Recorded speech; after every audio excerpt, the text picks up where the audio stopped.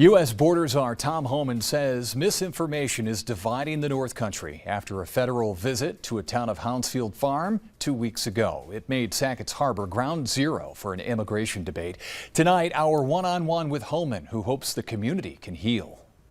People can hate me all they want, but I want them to hate me based on the facts. U.S. Border Czar Tom Homan upset over what he calls misinformation about what happened March 27th at North Harbor Dairy near Sackett's Harbor. What happened on that farm was a criminal child pornography, child predator investigation, and unfortunately this family got wrapped up because they lived yards from this person, and through the execution of the search warrant were found, and that's how this whole thing started. Caught up in that investigation, a mother and 3 kids, who Homan says weren't here for 15 years, but for 2 years. He calls that misinformation put out by the Sackett's Harbor school principal.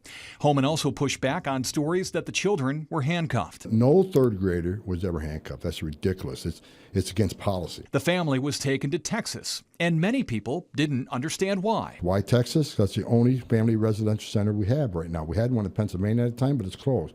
So they had to go to a family residential center, not a jail, not a prison, family residential center. In WWNY's first interview with Homan, days after the farm visit, the Border Czar said the family was being medically evaluated and questioned. The school principal's statement after that interview said neither was true. Homan now says this. Since they put it in public forum, let me put it in public forum. On April 1st, they had their health screenings.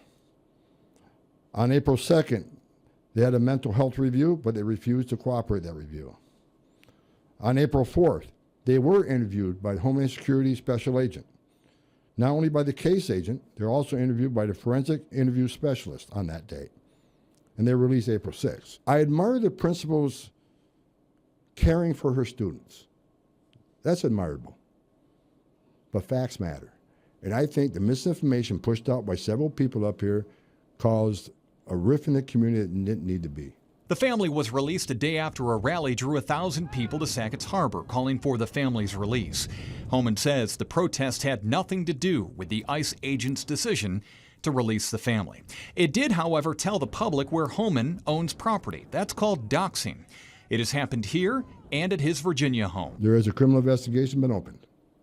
They are being criminally investigated. If the evidence supports it, they'll be criminally prosecuted. As for the rally, Homan thinks local Democrats unfairly seized an opportunity. As far as the Democratic chairman here, he uses family as a political pawn, because the attack in this administration, all it was a political ploy. Ending the interview, Homan was hopeful the community can move forward. What I want was for the community that I love to understand what happened and why it happened, not based on misinformation.